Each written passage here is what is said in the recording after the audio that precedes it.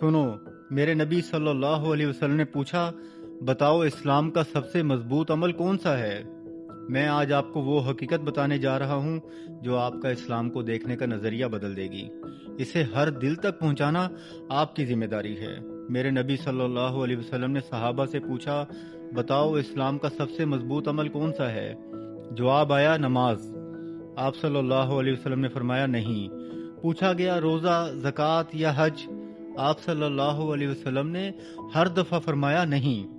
صحابہ حیران رہ گئے کہ اگر نماز اور روزہ نہیں تو پھر کیا؟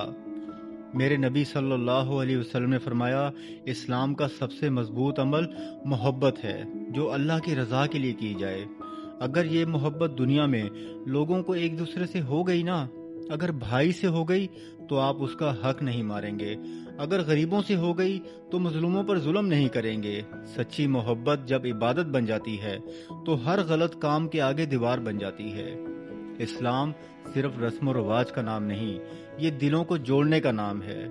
اگر آپ میری اس بات سے اتفاق کرتے ہیں تو کمنٹ میں محبت لکھ کر اس پیغام کو آگے بڑھائیں۔